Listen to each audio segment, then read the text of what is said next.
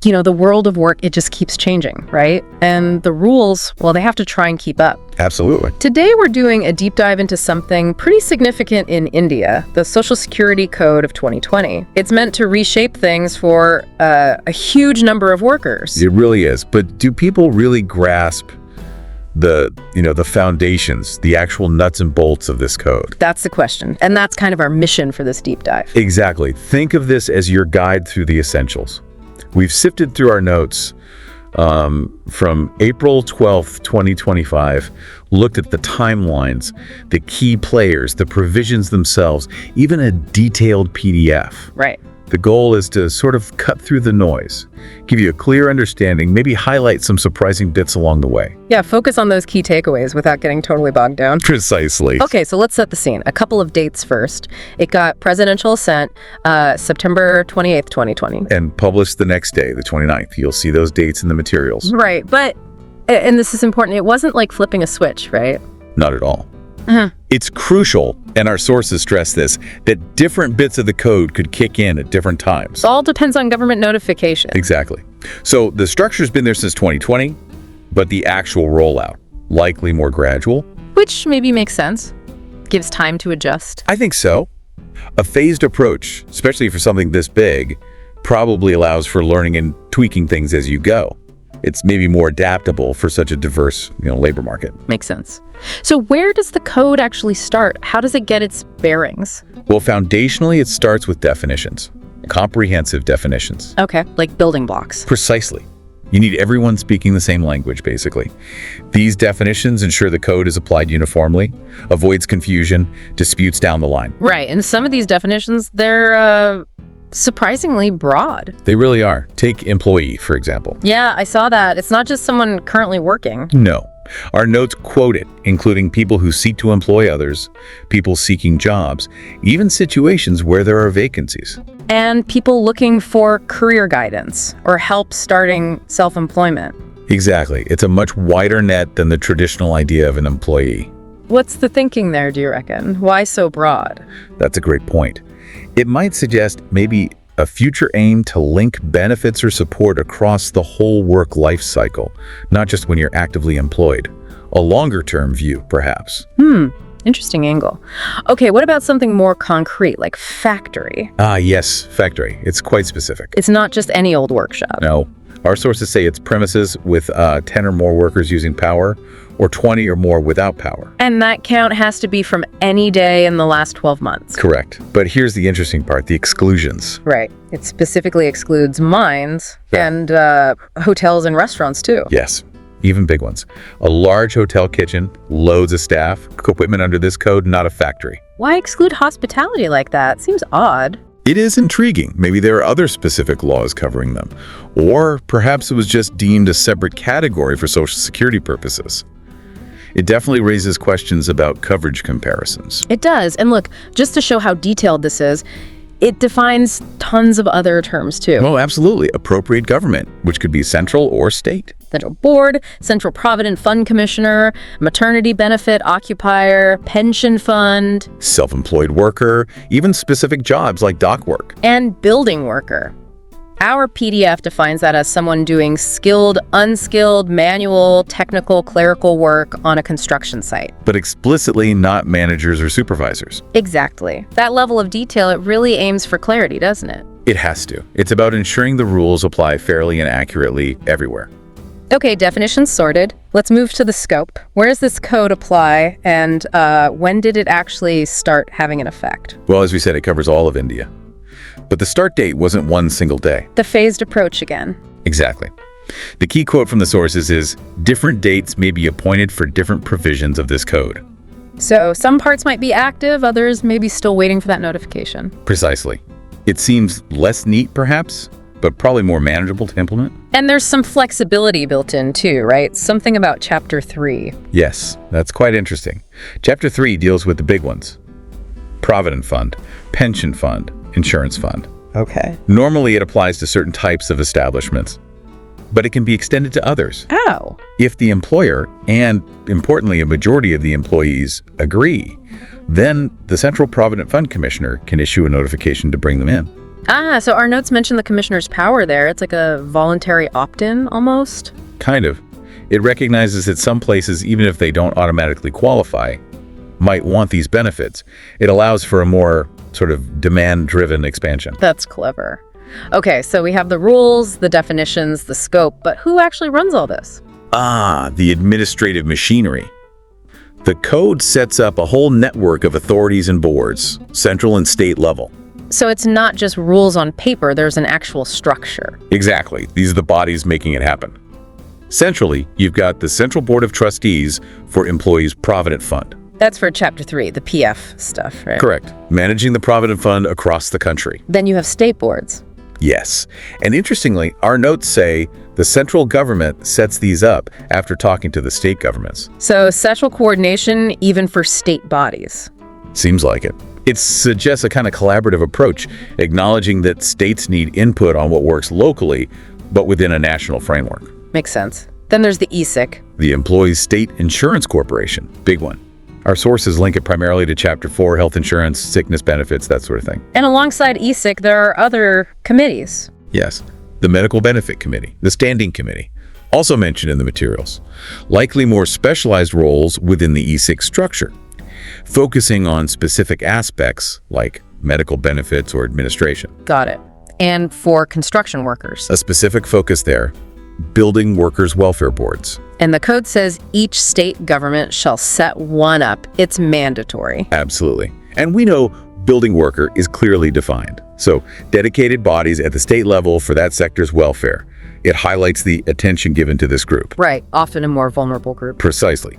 State-level boards allow for more tailored support. And finally, under authorities, employees' insurance courts. Yes, also noted in our sources, these seem to be the go-to for legal disputes, specifically about the ESIC scheme. So faster resolution than general courts, maybe? That's likely the idea. A specialized, quicker path for resolving those specific insurance issues. Okay, framework established, authorities in place. Now, the core purpose.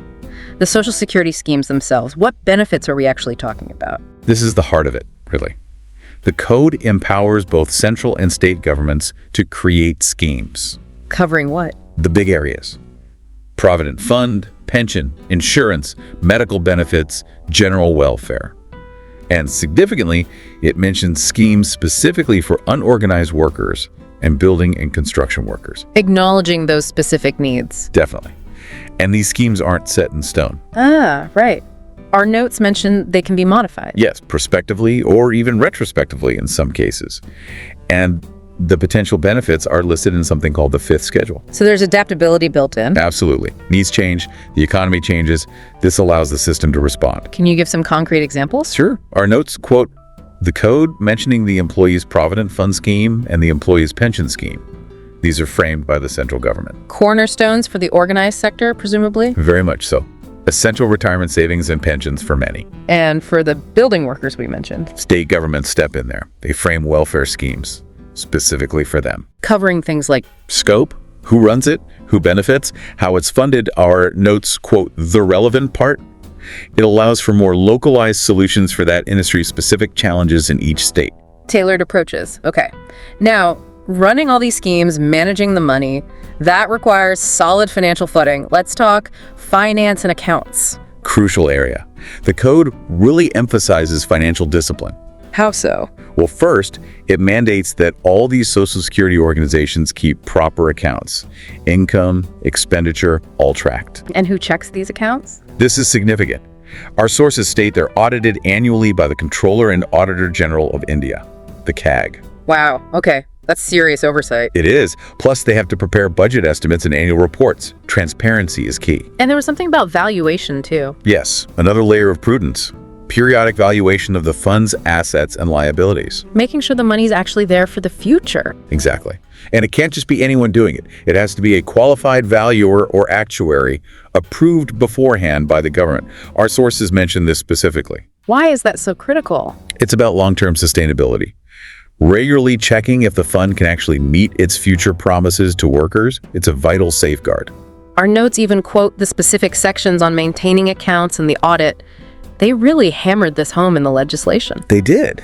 It's about building trust and ensuring the long-term security of the benefits. Okay, so the money side seems tightly controlled, but how do they make sure employers are actually, playing by the rules, paying in? Right, that brings us to inspection, assessment, compliance, and recovery. How does that work? The code introduces this role. Inspector cum facilitator. Inspector and facilitator, that sounds different. It does. Appointed by the government, their job is twofold. Inspect for compliance, yes, but also facilitate understanding and adherence. Help employers get it right. That facilitator part is interesting, a shift from just enforcement. Potentially. Maybe aiming for more cooperation. And our notes mention their work might be under a web-based randomized inspection scheme. Using tech for efficiency, maybe less bias. That seems to be the idea. Broader coverage, objective selection.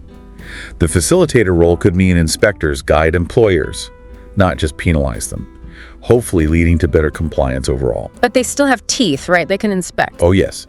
The code gives them power to enter premises, examine records. If things look off, they can investigate. Essential for real enforcement. And if someone hasn't paid their dues? Then procedures kick in for assessment and recovery. Recovery certificates can be issued to recovery officers. And these officers have powers. Quite broad powers, according to our notes. They could use methods similar to those in the Income Tax Act. Other recovery modes, too. The government has tools to collect what's owed. And there was a really significant point about priority. Ah, yes. This is crucial. Our notes quote the code saying any amount due gets first dibs, essentially. It's treated as a charge on the employer's assets. And paid in priority according to the Insolvency and Bankruptcy Code 2016. Exactly. Ahead of many other creditors if a company goes bankrupt. Wow. That really shows how important these dues are considered. It does. Protecting workers' Social Security even when a business fails. It's a strong statement. Okay, so definitely consequences for not complying, which leads us neatly into offenses and penalties. Unsurprisingly, the code details what counts as an offense and the penalties. Fines, imprisonment. For breaking the rules. Correct. And it gets tougher for repeat offenders. Enhanced punishment for second and subsequent offenses. Yes, our sources highlight that. A clear deterrent against habitual noncompliance. For instance, failing to pay contributions. What's the penalty? Our notes quote the specifics could be jail time, a fine, or both. The PDF references this too. Employers need to take contributions seriously. Because it directly impacts workers' benefits. Precisely. So the penalties need to be significant. There's also a process for prosecuting offenses. Something about prior sanction. Yes. Our notes mention needing prior sanction in certain cases before prosecuting. Probably a check to ensure cases are solid. Due process. But it's not all stick. Is there some carrot? Something about compounding? Yes, interestingly. There's an option to compound first-time offenses. Meaning? Basically, settling it without a full court case. Usually for offenses punishable only by a fine, or up to 1 year imprisonment plus a fine. How does that work? An authorized officer can allow it if the offender pays a specified amount. Our sources detail this. It's a way to resolve minor initial violations more efficiently, encourage compliance. Okay, a bit of leeway for first mistakes. Now finally, bringing it all together, looking ahead, the Social Security Fund. Yes, a very important piece. Established by the central government. What's its main purpose? It's the funding mechanism for various schemes, especially, and this is key, for gig workers, platform workers, and other unorganized workers. Your notes quote the section on that, really signals an effort to cover these newer work arrangements. It does.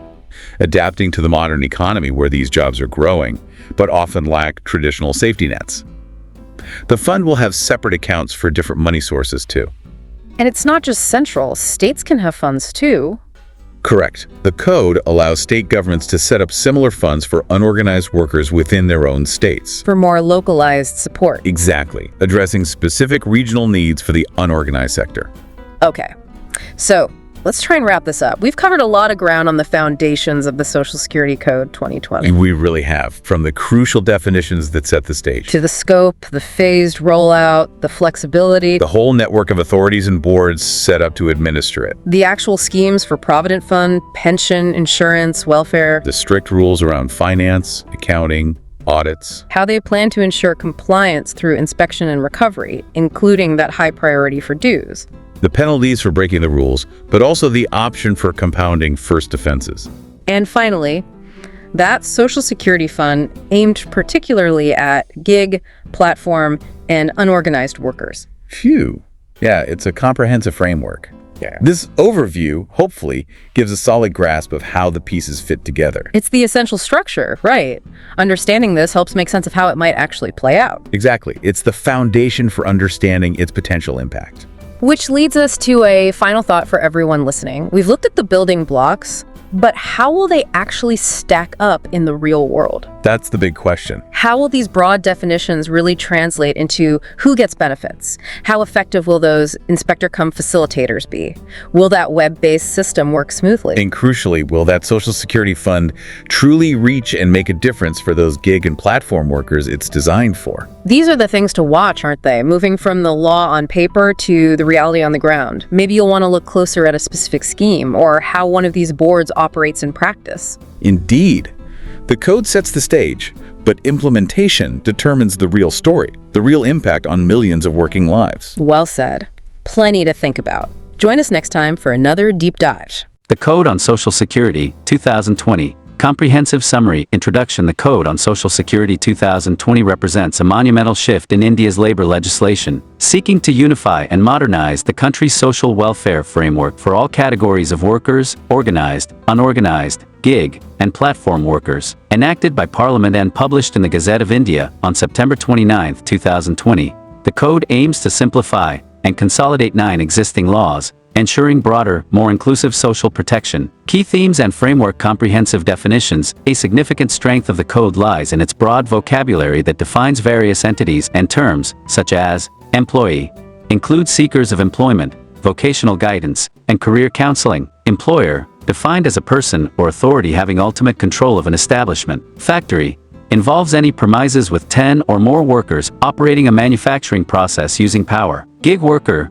a person earning from work outside traditional employment, e.g., delivery drivers. Platform worker, one engaged via a digital platform, e.g., app-based workers. Unorganized worker, those not covered by traditional employer-employee arrangements. These definitions clarify responsibilities and expand coverage to modern employment patterns. Scope and applicability. The Code allows different provisions to commence at other times, depending on government notification. Chapters apply to establishments based on size, sector, or agreement between employer and employees. Example, the Central Provident Fund Commissioner may, via notification, extend Chapter 3 to establishments with mutual agreement between employers and most employees. Institutional architecture. Establishment of bodies and boards to administer the Code. Several new and reconstituted bodies are introduced.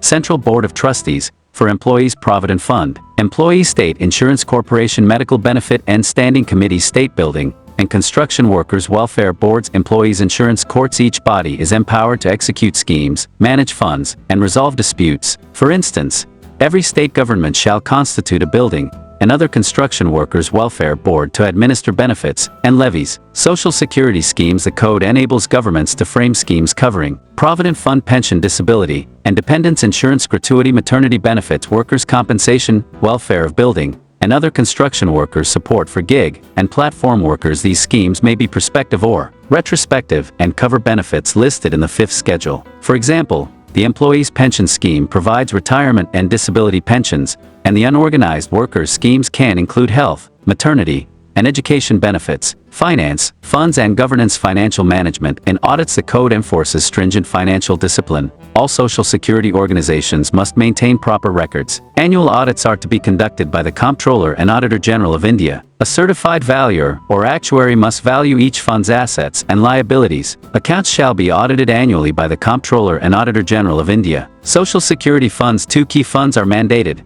Central Social Security Fund supports gig workers, platform workers, and other schemes. State-level Social Security Fund targets unorganized workers' welfare. Fund sources include contributions from aggregators, government grants, donations. Investment income. Aggregators may be required to contribute a fixed percentage of payments made to gig workers. Compliance and oversight. Inspection and recovery. To ensure compliance, inspector cum facilitators are appointed and empowered with web-based inspection protocols and access to establishment records. Assessments of dues. Digital evidence collection. Enforcement through Income Tax Act provisions. Inspectors operate under a web-based inspection scheme using randomized selection. Dispute resolution and penalties. Violations lead to fines, imprisonment. Compoundable offenses. For first-time violators, offenses are categorized. Fine only imprisonment 1 year, plus fine failure to pay contributions may result in imprisonment up to 3 months, or a 50,000 rupees fine. Legal and structural continuity transitional provisions, and repeals. The code repeals 9 existing laws, such as Employees Provident Funds and Miscellaneous Provisions Act 1952, Employees State Insurance Act 1948, Maternity Benefit Act 1961. Yet,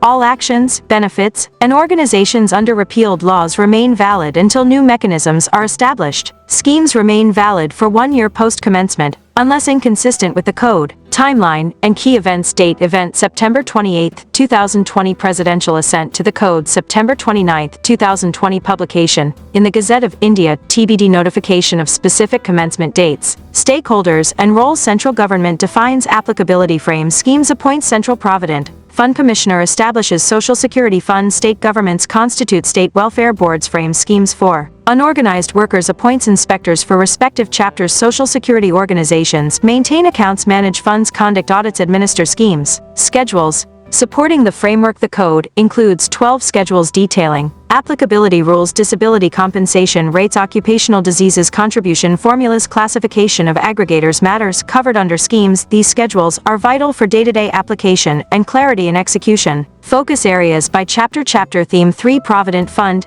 Pension, and Insurance. IV Employees State Insurance Fee Gratuity. 6 Maternity Benefits. 7 Employees Compensation. 8 Building and Construction Workers. 9 Gig and Platform Workers. X Financial Accountabilities. I Inspections, Compliance and Recovery. 12 Offenses and Penalties. 13 Employment Monitoring. 14 Miscellaneous and Transitional Provisions. FAQs and clarifications. Who is an employee under the code? A person employed for wages and includes seekers of employment, vocational counseling, and self-employment support. Can gig workers claim social benefits now? Yes, gig and platform workers are explicitly recognized, and schemes can be framed for their welfare. Will previous benefits under old laws continue? Yes, unless inconsistent with the code. All existing schemes and benefits are valid for up to 1 year. Key takeaways: unification of multiple labor laws into one streamlined code. Clarity in definitions broadens coverage to emerging employment sectors. The creation of new institutions ensures focused implementation. Recognition of gig platform workers is a landmark reform. Audit and compliance mechanisms enhance transparency. Legal continuity ensures a smooth transition from repealed acts. Conclusion: the Code on Social Security 2020 marks a transformative shift in India's approach to labor and welfare. By merging fragmented laws and recognizing new labor realities like gig economy dynamics, the code creates a robust, flexible, and inclusive framework to ensure every worker, whether in a factory or on a food delivery app, can access Social Security. The success of this legislative reform now rests on practical implementation, proactive notification of rules, and continued engagement with all stakeholders in India's diverse labor. Briefing document.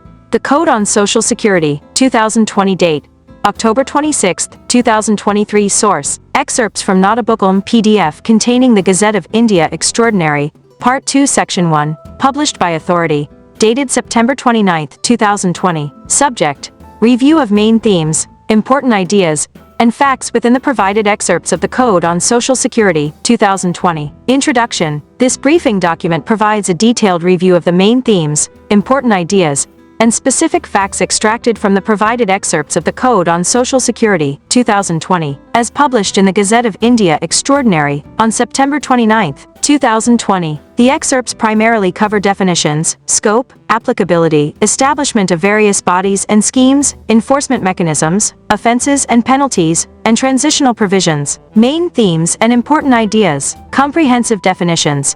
The Code lays down a detailed set of definitions for key terms, which are crucial for its uniform interpretation and application. These definitions span across various aspects of Social Security, including different types of establishments, employees, wages, benefits, and authorities. Examples: definitions for appropriate government: Central Board, Central Provident Fund Commissioner, Employee, Employer, Factory, Maternity Benefit, Occupier, Pension Fund, Self-employed worker, and various types of work, e.g., dock work. Quote: defining employee. The Code includes I. Persons who seek to employ employees. 2. Persons who seek employment. 3. Occurrence of vacancies. And IV. Persons who seek vocational guidance and career counseling or guidance to start self-employment. This broad definition highlights the Code's aim to address various stakeholders in the employment landscape. Quote: the definition of factory is elaborate, including any premises, including the precincts thereof, I, whereon 10 or more workers are working, or were working on any day of the preceding 12 months, and in any part of which a manufacturing process is being carried on with the aid of power, or is ordinarily so carried on. It also explicitly excludes certain entities like mines and hotels in its definition, scope, and applicability. The code outlines its extent, commencement, and application. It specifies that different dates may be appointed for different provisions to come into force. The applicability of certain chapters, like Chapter 3 Provident Fund, Pension Fund, and Insurance Fund, can be extended to establishments based on an agreement between the employer and the majority of employees, subject to notification by the Central Provident Fund Commissioner. Quote, different dates may be appointed for different provisions of this code, and any reference in any such provision to the commencement of this code shall be construed as a reference to the coming into force of that provision. Quote, regarding the applicability of Chapter 3, the code states, where it appears to the Central Provident Fund Commissioner, whether on an application made to him by the employer of an establishment or otherwise, that the employer and majority of employees of that establishment have agreed that the provisions of Chapter 3 should be made applicable to that establishment, the Central Provident Fund Commissioner may, by notification, apply the provisions of the said chapter to that establishment of authorities and boards. The code provides for the constitution of various authorities and boards at both the central and state levels to administer and implement its provisions. These include the Central Board of Trustees for Employees Provident Fund, state boards, Employees State Insurance Corporation, Medical Benefit Committee, Standing Committee, Building Workers Welfare Boards, and Employees Insurance Courts. Quote, the central government may, by notification, after consultation with the government of any state, constitute for that state a Board of Trustees, hereinafter in this code referred to as a state board, which shall exercise such powers and perform such functions as may be assigned by notification to it by the central government from time to time. Quote, every state government shall, with effect from such date as it may, by notification, constitute a board to be known as the name of the State, Building, and Other Construction Workers Welfare Board to exercise the powers conferred on, and perform the functions assigned to it under this section and Chapter 8, Social Security Schemes. The code empowers the central and state governments to frame various schemes related to Provident Fund, pension, insurance, medical benefits, and welfare of unorganized workers, and building and other construction workers. These schemes can be modified prospectively or retrospectively, and may cover matters specified in the fifth schedule. Quote, the central government may, by notification, frame a scheme to be called the Employees Provident Fund Scheme, for which the Provident Funds shall be established under this chapter for employees or for any class of employees, and specify the establishments or class of establishments to which the said scheme shall apply. B. Frame a scheme to be called the Employees Pension Scheme for the purpose of providing for superannuation pension, retiring pension, or permanent total disablement pension to the employees of any establishment or class of establishments to which this chapter applies. Quote, for building and other construction workers, the state government may, by notification, frame one or more schemes for the welfare of building workers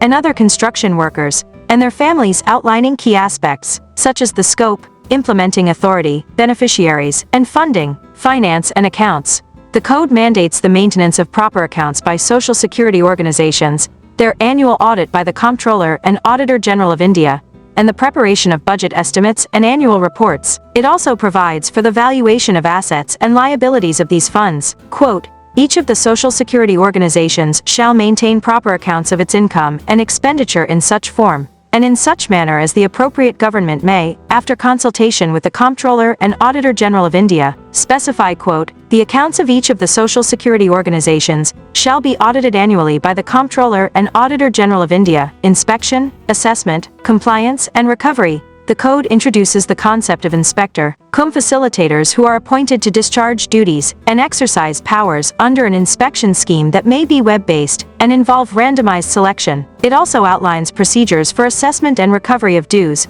including the application of provisions from the Income Tax Act and other modes of recovery. Quote, the central government for the purposes of Chapter 3 and Chapter 4, and for the provisions in this code relating to those chapters, and the appropriate government for the purposes of other provisions of this code may, by notification, appoint inspector cum facilitators, who shall discharge his duties under this code, and exercise the powers conferred on them under subsection 6, in accordance with the inspection scheme referred to in subsection 2, quote, regarding recovery, any amount due under this chapter shall be the charge on the assets of the establishment to which it relates and shall be paid in priority in accordance with the provisions of the Insolvency and Bankruptcy Code, 2016. Offenses and penalties. The code specifies various offenses and their corresponding penalties, including imprisonment and fines for contraventions of its provisions or schemes. Enhanced punishment is priedus matrino for second and subsequent offenses. It also outlines the procedure for taking cognizance of offenses, the need for prior sanction for prosecution,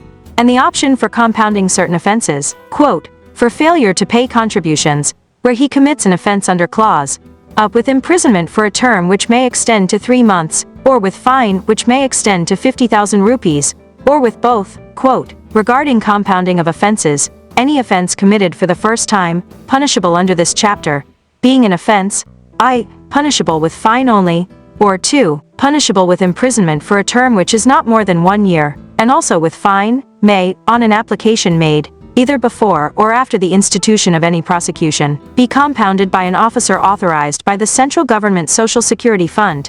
The code provides for the establishment of a Social Security Fund by the central government, with separate accounts for different funding sources, and also for the establishment of a similar fund by the state governments for the welfare of unorganized workers. Quote, the central government shall establish a Social Security Fund for funding the schemes relating to Social Security, welfare of the gig workers and platform workers, and unorganized workers. Quote, there shall be established by the state government a Social Security Fund for the welfare of the unorganized workers, in which there shall be credited the amount received from I contribution received under any scheme made under this chapter. 2. Any grants, subventions, donations and gifts made to the board or fund by the central government, any state government, any local authority, or any individual or any organization. 3. Any interest or dividend received from investments made in respect of the fund, and any other amount raised by the board or fund from other sources, protection and indemnity. The code includes provisions for the protection of action taken in good faith by government authorities and social security organizations. It also states that amounts credited in favor of employees under various chapters shall not be liable to attachment by court orders for debts. Quote, no suit, prosecution, or other legal proceeding shall lie against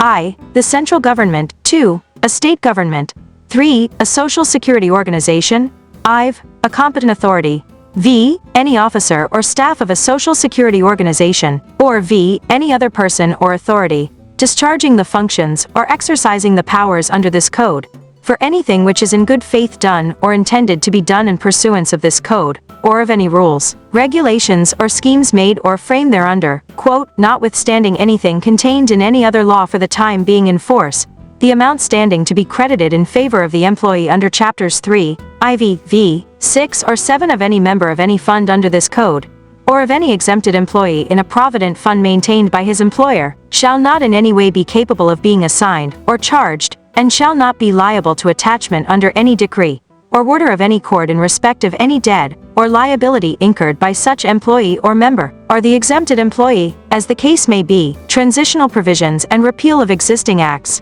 The code repeals several existing labor laws listed in the 7th schedule, including the Employees' Provident Funds and Miscellaneous Provisions Act 1952, the Employees' State Insurance Act 1948, and the Payment of Gratuity Act 1972. It contains transitional provisions to ensure continuity of existing bodies, schemes, and actions taken under the repealed enactments until corresponding structures are established under the new code. Quote, notwithstanding anything contained in this code, the following organizations constituted or established under the enactments repealed under Section 164 shall, after the commencement of this code, continue to exercise the powers and discharge the functions of the corresponding organizations under this code, as if such organizations constituted, under such repealed enactments, had been constituted under the respective provisions of this code, till such corresponding organizations are constituted under this code or till their respective time period under the repealed enactments expire.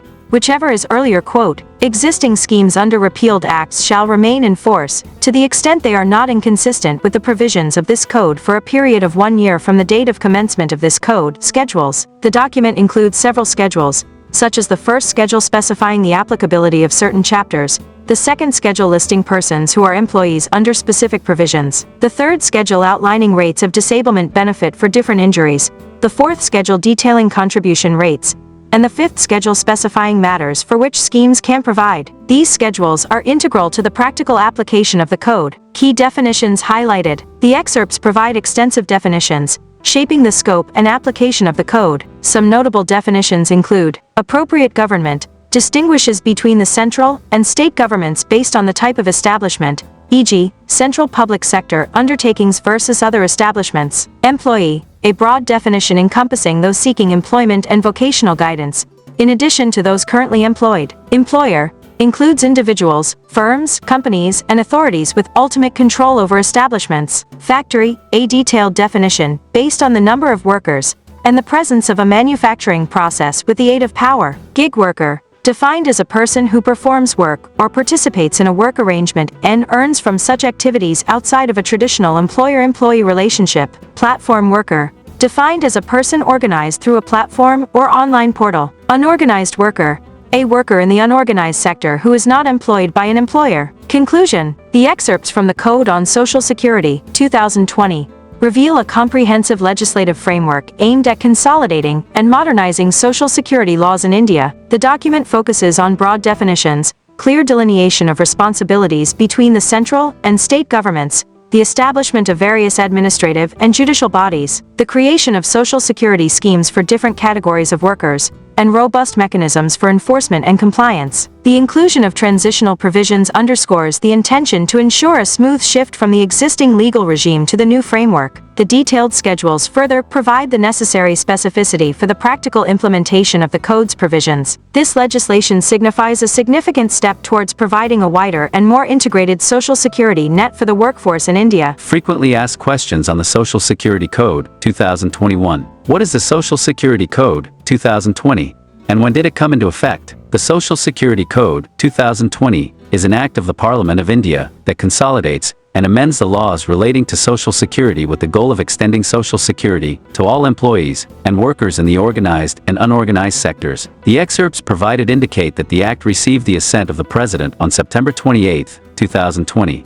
And was published in the Official Gazette on September 29, 2020. However, the commencement date for different provisions of the Code may be appointed by the central government through notification, and different dates may be set for different provisions. Therefore, while the Act was enacted in September 2020, its various provisions may have come into force at different times as notified by the government. 2. What are the key definitions provided in the Code that help understand its scope? The Code provides numerous definitions to clarify its applicability and provisions. Some key definitions include: appropriate government defines which government, central or state, has jurisdiction based on the type of establishment, e.g., central public sector undertakings fall under the central government, while other establishments generally fall under the state government. Employee, while a broad definition isn't explicitly provided in the excerpts, the second schedule lists categories of persons considered employees under specific provisos, including those in railways, factories, mines, and various other occupations. Employer defines who is considered an employer based on the type of establishment,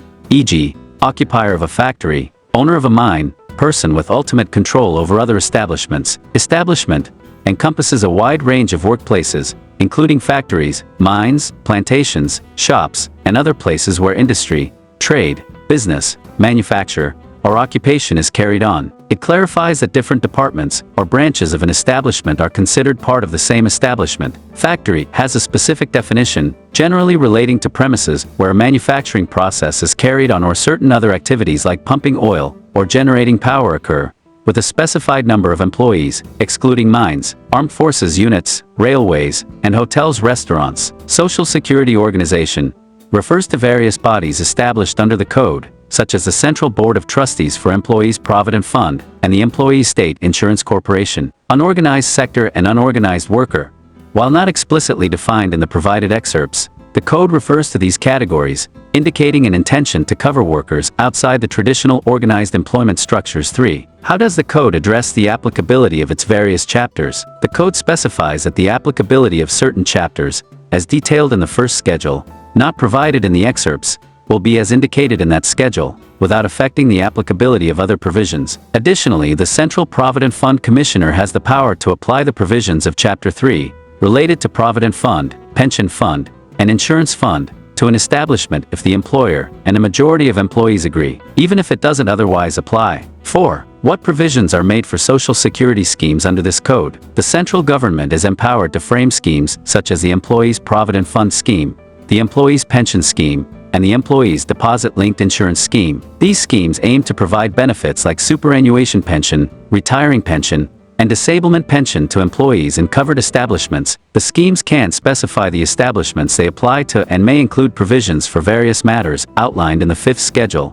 not fully provided. The government can also modify these schemes prospectively or retrospectively. State governments may also constitute advisory committees to advise on matters related to unorganized workers. 5. How are funds and finances managed under the Social Security Code? The code mandates the maintenance of proper accounts of income and expenditure by each Social Security organization, in a form and manner specified by the appropriate government in consultation with the Comptroller and Auditor General of India. These accounts are to be audited annually by the Comptroller and Auditor General. Each fund maintained under the code, whether by a Social Security organization or an establishment, must have its assets and liabilities valued periodically by a valuer or actuary appointed with the prior approval of the appropriate government. The code also establishes a Social Security fund at both the central and state levels to support various Social Security schemes, with specific sources of funding outlined. 6. What mechanisms are in place for inspection, assessment, compliance, and recovery of dues under the code? The code provides for the appointment of inspector co-facilitators by the central and appropriate governments to discharge duties and exercise powers under the code, following an inspection scheme. This scheme may involve web-based inspections and electronic information gathering. Inspectors have powers to enter premises, examine records, and require the production of documents. For the recovery of amounts due under the code, authorized officers or competent authorities can issue recovery certificates to recovery officers who have broad powers to recover the dues, including attachment and sale of property. The code also applies certain provisions of the Income Tax Act related to recovery proceedings. 7. What provisions are outlined for offenses and penalties under the Social Security Code? The code specifies various offenses and their corresponding penalties, which can include imprisonment and fines. Offenses range from failing to pay contributions or benefits to contravening other provisions of the code or its schemes. Enhanced punishment is Priedus Matrino for second or subsequent offenses. Courts can only take cognizance of offenses based on complaints filed by aggrieved persons or notified officers, with a requirement for prior sanction from designated authorities for prosecution in certain cases. The code also introduces a mechanism for compounding certain first-time offenses, allowing employers to pay a specified amount to avoid prosecution if they comply with written directions within a given time. 8. How does the Social Security Code interact with existing laws,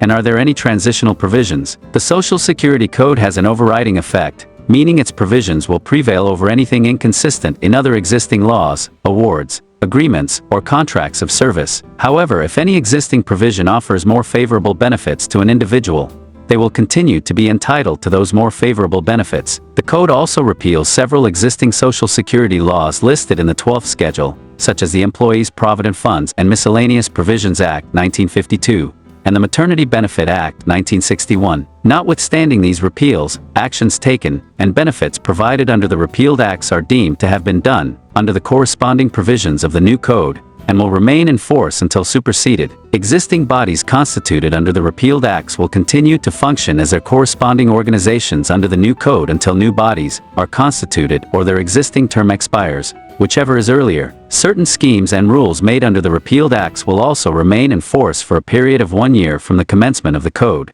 provided they are not inconsistent with it.